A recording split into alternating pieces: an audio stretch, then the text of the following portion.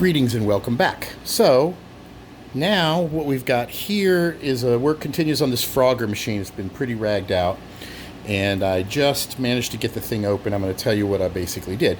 The idea is to swap out the old monitor, which was no easy feat. I haven't done a whole lot of research on working on these Frogger games, but from what I can tell, they're not super easy to maintain.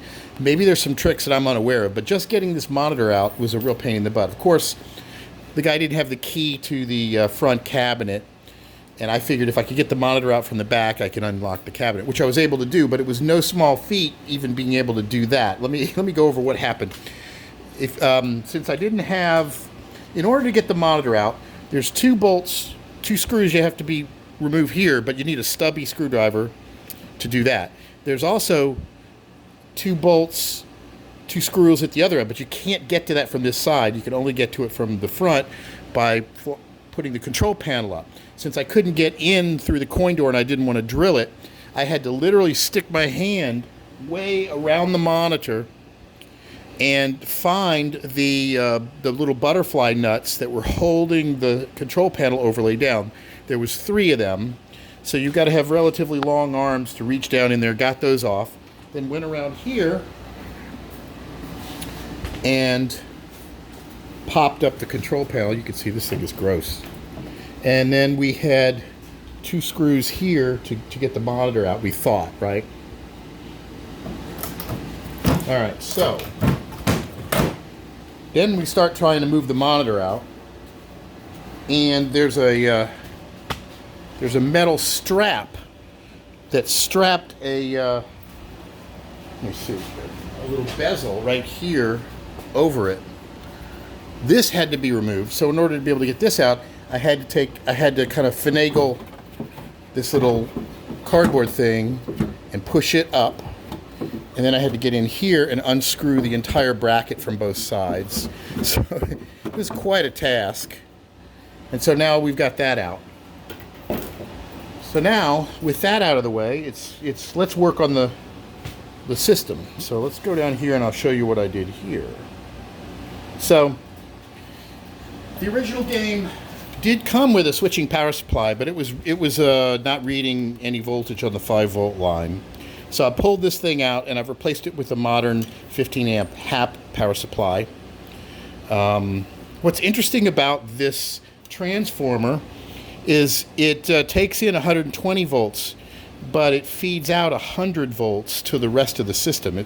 So I was reading the AC line on this at 101 volts, and I thought, what's going on with that? Because there's 120 comes into the game. I unplugged there, I got 120, but at the transformer I didn't. Then I looked on the tap, there's a 100-volt tap on the transformer where it feeds the rest of the system 100 volts. I don't know why that is. If somebody does know, mention it in the comments of the video. I thought it was interesting, but it didn't seem to affect the operation of the game. The switching power supply does work with 100 volts. So just about every part of this power supply is a real pain in the butt. Let's take a look. To get to this thing, I had to remove this rectifier board here, some kind of voltage regulator. I'm not quite sure exactly what it does. I just printed out the schematics and I haven't had a chance to play around with them. But I thought I would throw this power supply in because when I turned the game on, we couldn't get any sound. I couldn't tell if the game was booting up. When I put a meter on the old power supply, there was no 5 volts there, so I figured that's why we weren't hearing anything. So I said, okay, before I figure out the monitor situation, let's see if we can at least get the game to play blind. So I pulled out the old power supply, put this new one in, and of course it doesn't fit. So all the brackets are in different spots, so I'm going to have to figure a creative way. I've got it strapped down at one end, but this thing goes in here, and one end just goes under a lip, and then it screws down, so that'll be okay. And now what we've got is, with the monitor pulled, we have this one 6-pin connector with 5 pins to it, with RGB white and a blue wire with a white stripe on it. Obviously the RGB, this is the monitor signals with the ground, and I believe this is some kind of a horizontal thing. I'm not the best with monitor signals. so I'm going to do a little bit more research. But on the monitor board, this is what's feeding the signal, and it's indicated on the board as RGB, ground, HD, and VD. So this is, I don't know why there's a missing wire, but whatever signals this monitor gets, it only needs these 5.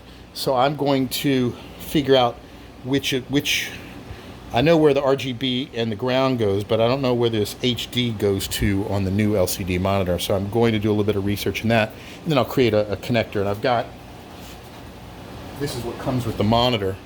So I will splice one end of this into this, and hopefully we'll get that working. But what we want to do is figure out, do we have the game working? So what I've done is, there's obviously no monitor, but we could try to start the game up. I did check we got 5 volts now, so I'll pull this out. Let me back up here. Emil, you want to coin up the game?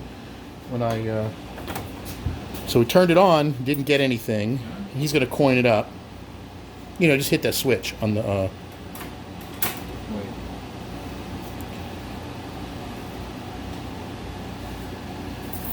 You don't have to put a quarter in. There's a little micro switch at the bottom of each coin mech. You see the little wire? No. That's it. Right here. See this wire segment right here? Oh. Okay. Ready? All right. So he's hit start. Well, we know the game's playing because we just heard the sound. But you can go ahead and hit it. Start the game. All right. So this is a good sign. We got the game working now. Sound's working, everything. So the monitor was messed up, but also the whole game was dead because the switching power supply wasn't providing enough running voltage to boot the thing up. So, progress, actual progress. Now all I got to do is figure out how to mount this flat screen, and quite a challenge if you look at the flat screen.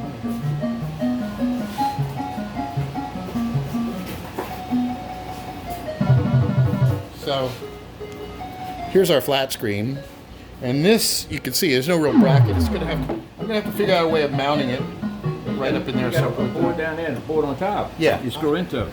I'll probably do it out of wood. I don't think I could theoretically try to use the bracket that the CRT monitor is in, but I'm not going to mess with that. I'm going to keep that monitor original, and at some point